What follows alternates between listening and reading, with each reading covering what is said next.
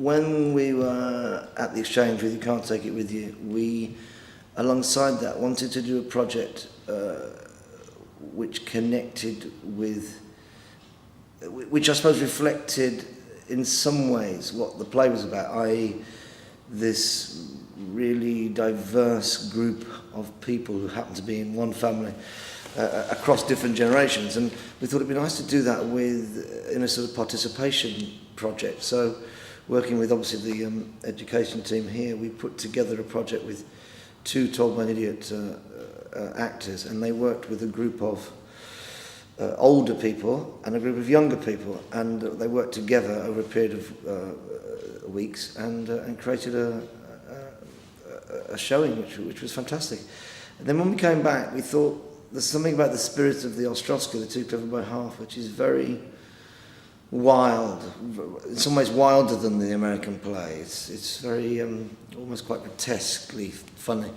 And we thought it would be interesting to do a different sort of project, also looking at this intergenerational thing. So we're quite excited because we're going to do something that works with a group of teenagers and a group of toddlers, sort of 3 or 4-year-olds, which some people would probably say is a bit crazy. But we want to look at how those two groups of people might connect, because we've got a hunch that it might be, again, quite a wild, anarchic connection between a group of teenagers and a group of toddlers.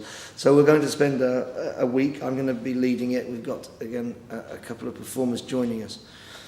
And initially, it's about finding sort of meeting points between the two groups. And then it'll culminate in some sort of presentation for a group of toddlers where these teenagers will present in true idiot style a short piece, probably without language, to their younger colleagues. We're interested in exploring this notion of something that we've always been interested in. At the heart of our work is a certain sort of anarchic playfulness in our productions, and how present that is in the way that very young children play. And I think that's what we're sort of interested in seeing what sort of, I suppose, how we can ignite that sort of anarchy for a very young audience when they're watching something, and also watching older people maybe behave in a way that they're not used to seeing them. That's what interests us, is that whether it's the idiot actors or these teenagers behaving in the way that they wouldn't expect. And I think we've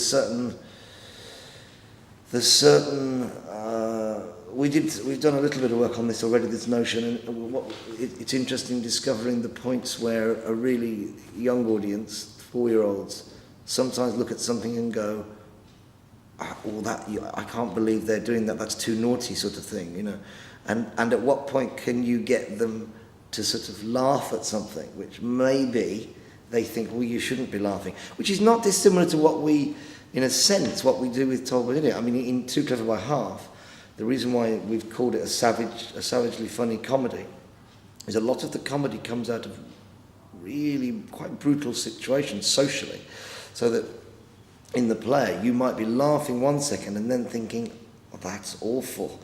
So I think the same thing applies to this, in a sense, is can you laugh at something, or can these little ones laugh at something when maybe they think, well, should we laugh? So similar, that's the touching point between our work and this experiment, I suppose.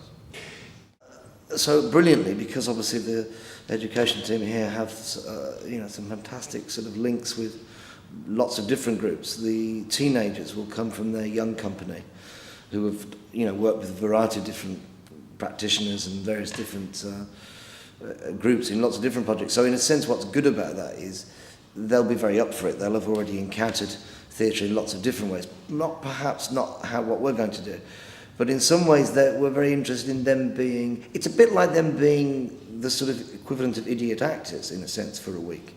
So rather than us taking a group of sort of professional performers, what's exciting for us is to take a group of really sort of excited, up for it teenagers and mixing them with a couple of regular idiot performers. So I think the experience of that, I think, will be quite interesting, both ways round, I hope.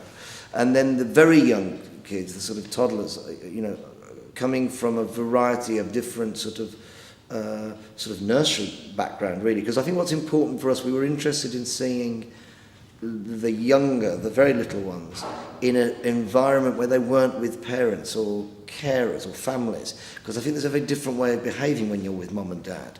So we're quite interested in getting them in here more with their sort of peers, if you like, from a nursery situation. And I think that's what interests us, is seeing them slightly out of the sense of being with mum and dad, and I think that might be interesting to see how they respond. So the whole project, experiment, which I keep calling it an experiment, it is an experiment. We don't know what will happen, and that's good. That's good. We don't have a sense of this. I'm sure it'll become very unpredictable, which is good. But it will take place over the course of a week, intensively, working here at the Exchange. The beginnings of the week, I think, will take the form of me sharing some sort of idiot language about how we make our theatre with the teenagers. So in some ways, there's a sense of sharing process, in a sense. Then we'll start devising some material with the teenagers. And then midway through the week, our younger colleagues will arrive. And it's at the earlier point when they arrive, I'm interested in just simple interaction, I suppose. So rather than us immediately going, oh, look, we're going to present this material, I'm interested when literally, how do we connect to them the second they come in the room? How do they engage with the performers or the props or the world? So it's not too conventional. We don't immediately go, okay, you're the audience and we're the performers. And I think that I'm interested in that being very blurred relationship. Even if ultimately we make a performing space and they watch something, I think for that age I'm very interested in a genuine interaction, I suppose. I think I don't quite see the point of us just presenting something. So the first initial thing will be about what's the contact.